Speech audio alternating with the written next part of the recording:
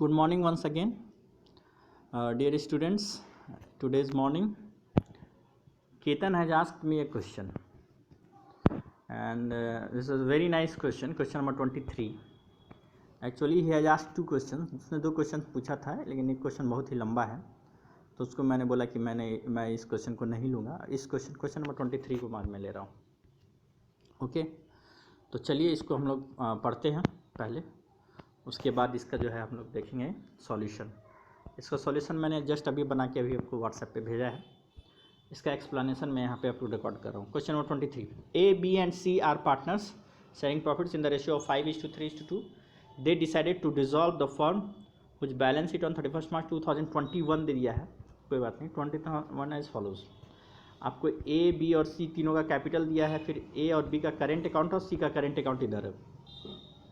फिर आपको देखिए कि प्रॉफिट एंड लॉस अकाउंट क्या होता है. Undistributed profit and trade creditors. तो रियलाइजेशन में ट्रांसफर करने के लिए केवल ट्रेड क्रेडिटर ही हमारा ट्रांसफर होगा. Now come to asset side. Bank account, इसको तो हम लोग बेचना नहीं है क्योंकि इससे पैसा ही हमारा है ही. Debtor, stock, furniture, patents, machinery and building, ये सब जो पाँचों छः है ये आपको रियलाइजेशन अकाउंट में ट्रांसफ़र हो जाएगा. और इधर सी का करेंट अकाउंट है. तो ये हमारा बैलेंस शीट का स्टडी हो गया. आगे हम लोग बढ़ते हैं. इसमें जो इस क्वेश्चन का सबसे आकर्षण का केंद्र है क्वेश्चन पॉइंट नंबर 1. देखिए इसमें बोलते हैं realisation expenses were to be borne by A for which he is to get credit of rupees 10,000. तो इस लाइन का मतलब ये हुआ कि रियलाइजेशन एक्सपेंस जो भी था वो ए को भरना था. ए भरता और ए को उसके लिए 10,000 रुपये मिलेगा. ये पहला लाइन का मीनिंग है कि रियलाइजेशन एक्सपेंसेस ए भरेगा और उसके लिए उसको 10,000 रुपये मिलेगा. तो इसका सिंपल सा जर्नल एंट्री जो होगा वो होगा realisation account debited to A's capital account. मतलब वो जो है A capital account debited to जो भी उसको पे करना है. लेकिन इसमें जो सबसे बड़ा ट्विस्ट है, क्वेश्चन का ट्विस्ट जो है कि एक्चुअल रियलाइजेशन एक्सपेंसेस हो गया है paid out of firm bank account amounted to ₹12,000. इसका मतलब ये हुआ कि फर्म ने एक्चुअल रियलाइजेशन एक्सपेंसेस जो 12,000 हुआ है वो पे किया है 12,000. अब क्वेश्चन उठता है कि ये 12,000 रुपये फर्म क्यों पे करेगा. पे करना था ए को और फर्म को पे करना पड़ा 12,000 रुपया. तो ये 12,000 रुपया फर्म एक्चुअल में ए को तो 10,000 रुपया देना था और उसके लिए उसको 10,000 रुपया क्रेडिट, जो कि फर्स्ट वाली लाइन में लिखा हुआ कि 10,000 रुपया ही मिलेगा उसको. तो ये 2,000 रुपये इसके पॉकेट से गया, बाकी ए के अकाउंट में चला जाएगा. तो इसका जर्नल एंट्री हम लोग सॉल्यूशन में देखेंगे कि इसका जर्नल एंट्री हम लोग इसको कैसे बनाए हैं और आगे हम उसको समझाएंगे. उसके बाद लिखा हुआ है B took over stock for ₹55,000. यानी बी स्टॉक को ले लिया 55,000 रुपये में और सी लिया बिल्डिंग को 4 लाख रुपया में. अब क्वेश्चन उठता है कि सी बिल्डिंग को 4 लाख रुपया में लिया है, तो 4 लाख रुपया सी के पास है क्या. देखिए तो पहले सी का कैपिटल अकाउंट 1.5 लाख रुपया है, तो यानी उसको पैसा लाना पड़ेगा. चलिए इसको नहीं, सी बिल्डिंग को ले लिया है 4 लाख रुपये, ये अपने आप सॉल्व हो जाएगा. इसको हम लोग को डिस्कस करने की ज़रूरत नहीं कि सी के पास पैसा है नहीं, कहाँ से लेगा. अब ये अदर एसेट्स रियलाइज, और दूसरा एसेट्स के बारे में लिखा हुआ है कि डेटर इतना रियलाइज हुआ, फर्नीचर इतना रियलाइज हुआ और मशीनरी 80,000 रियलाइज हुआ. यानी डेटर बिक गया, फर्नीचर बिक गया और मशीनरी बिक गया. और ट्रेड क्रेडिटर्स को 65,000 हमें देना है. ट्रेड क्रेडिटर को 65,000 में सेटलमेंट हुआ. अब क्वेश्चन उठता है कि आप बोल सकते हैं कि सर पेटेंट्स के बारे में कोई भी इन्फॉर्मेशन नहीं है. इसका मतलब कि पेटेंट से कुछ भी पैसा नहीं मिला है, इसका इन्फॉर्मेशन नहीं है, तो इसका अर्थ वही हुआ. तो चलिए अब हम इसका सॉल्यूशन देखते हैं कैसे बना गया है.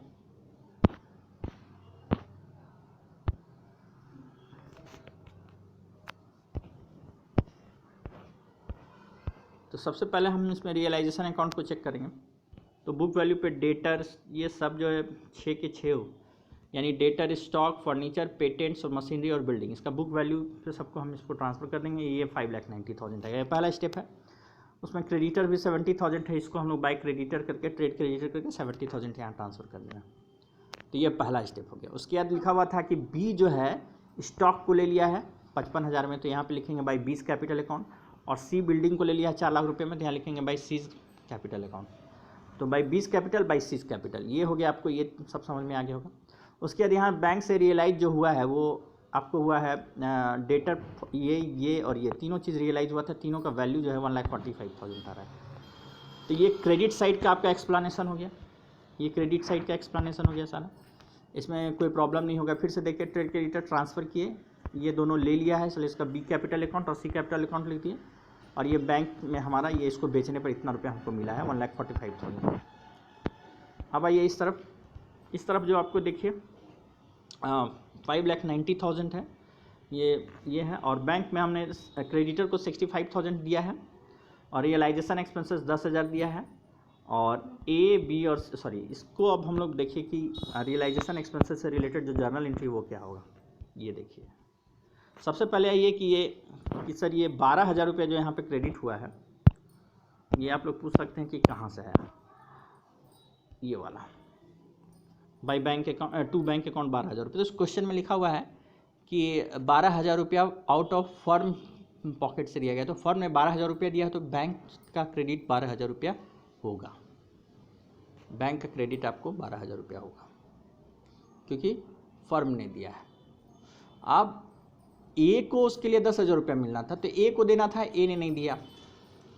तो रियलाइजेशन अकाउंट जर्नल एंट्री हम लोग करेंगे। Realisation account debit 10,000, A's capital account debit 2,000 रुपया और बैंक अकाउंट 12,000 रुपया क्रेडिट हो जाएगा। कहने का मतलब रियलाइजेशन माना जाएगा खर्च 10,000 रुपया का, और ये जो 2,000 रुपया का एक्सेस पेमेंट हो रहा है वो 2,000 रुपया हम ए से ले लेंगे। यही इसका मीनिंग हुआ। ए का कैपिटल अकाउंट डेबिट हो रहा है, इसका मतलब ए से हम लोग 2,000 रुपया ले लेंगे और हमारा 12,000 रुपया क्रेडिट हो गया। फिर से समझिए, जो 12,000 रुपया जो एक्चुअल एक्सपेंसेस हुआ है वो आपका बैंक अकाउंट से पेमेंट हुआ है, इसलिए बैंक अकाउंट क्रेडिट हो जाएगा उसके लिए। सो बैंक अकाउंट क्रेडिट होगा 12,000 से, जिसमें कि एक 10,000 रुपये आपको ले रहा था। तो एक के लिए जो जर्नल एंट्री बनेगा वो बनेगा आपको रियलाइजेशन अकाउंट डेबिट हो जाएगा उसके लिए, और ए का जो 2,000 रुपया जो एक्सेस है वो ए से हम लोग ले लेंगे, इसलिए एक अकाउंट जो है डेबिट हो गया। इसको आप इसका जर्नल एंट्री जो है इसको दो तरीक़ा से भी आप समझ सकते हैं।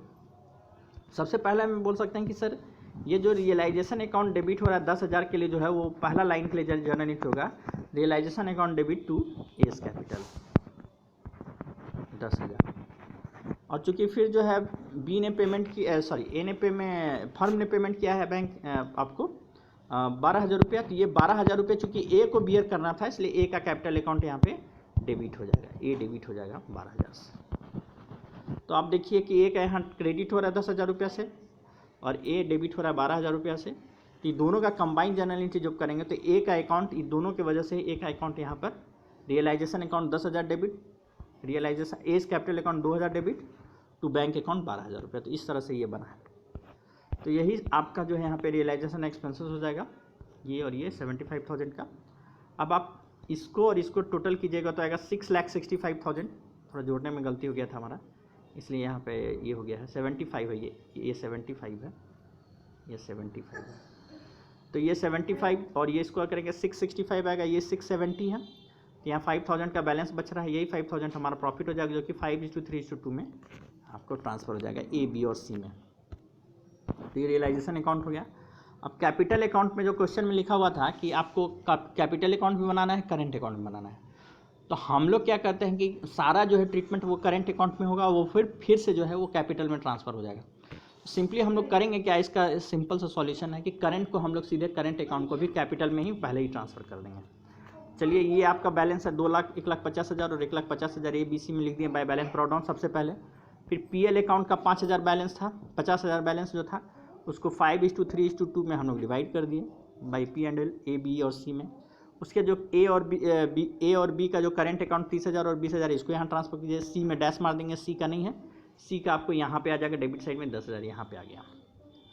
उसके बाद रियलाइजेशन प्रॉफिट जो अभी हुआ 2,500, 1,500 और 1,000, 5:3:2 में। अब आइए डेबिट साइड में देखिए, डेबिट साइड में रियलाइजेशन में बी जो यहाँ से आपको ट्रांसफ़र हो रहा है, ये वाला, ये जो है अब बी और सी दोनों का ट्रांसफ़र हो रहा है डेबिट साइड में। वही चीज़ है, आपका बी है 55,000 का और सी का है 4 लाख रुपया जो बिल्डिंग लिया है। और ये वाला जो जर्नल एंट्री है ये इस जर्नल एंट्री से हुआ है, ये वाला है यहाँ जर्नल, जो नीचे जो जर्नल एंट्री हमारा है ये एस कैपिटल अकाउंट डेबिट। तो ए का कैपिटल अकाउंट हम लोग 2,000 रुपया यहाँ पे डेबिट कर दिए हैं तो इस तरह से आप इसको अगर बैलेंस कीजिएगा, यहाँ से यहाँ तक ए को टोटल कीजिएगा तो आएगा 2,57,500, बी को टोटल कीजिएगा तो आएगा 1,86,500। तो इसी चीज़ को हम लोग यहाँ लिखिए और इसमें से आप 2,000 को घटाइए तो ये बैलेंस आएगा, और इसमें से आप 55,000 को घटाइए तो ये बैलेंस आएगा। यही बैंक पेमेंट हो जाएगा, यानी कि ए और बी को पैसा मिलेगा। जबकि सी का क्या केस है कि सी में डेबिट साइड ज़्यादा हो जा रहा है, 4,10,000 रुपया।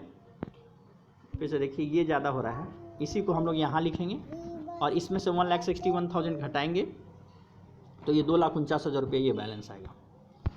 तो यही है आपको ये वाला 2,49,000 रुपये।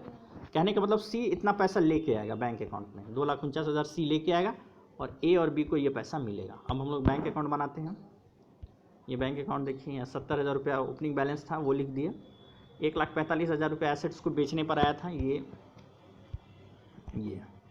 रियलाइजेशन अकाउंट से आया है 1,45,000, और 2,49,000 रुपये जो ये वाला है सी लेके आया है 2,49,000 रुपये। तो टोटल हमारे पास हो जाएगा 4,64,000। अब इसमें जो है हमारा खर्चा जो है वो इस तरह से है, ये जो है 65,000 का क्रेडिटर को पेमेंट हुआ है और 10,000 का ए के नाम से चला गया, रियलाइजेशन एक्सपेंसेस के नाम से चला गया, ये 75,000 हो गया। फिर ए का रियलाइजेशन एक्सपेंसेस के हेड में चला जाएगा 2,000 रुपया, एक से हम लोग वसूलेंगे, वो भी हमारा पेमेंट में चला गया। फिर ए और बी का जो फाइनल पेमेंट 2,55,500 और 1,31,500 ए और बी का जो यहाँ से आया है ये वाला है, ये ट्रांसफ़र हो गया है। तो इस तरह से आपका सारा पेमेंट भी हो जाएगा। तो हमारे पास 4,64,000 रुपया आया और 4,64,000 चला भी गया, एक भी रुपया बचा नहीं। इस तरह से फर्म क्लोज हो गया। तो ये बहुत अच्छा क्वेश्चन था, खासकर रियलाइजेशन एक्सपेंसेस के संदर्भ में। हालांकि ये क्वेश्चन आउट ऑफ सिलेबस है, मतलब ये क्वेश्चन जनरली आता नहीं है इस तरह का घुमाकर, और अगर आ भी जाए तो आप लोग बना लीजिएगा। Okay, thank you so much. अगर आपको कोई सवाल समझ में ना आए तो जो सॉल्यूशन का पार्ट समझ में नहीं आया वो आप पूछ सकते हैं।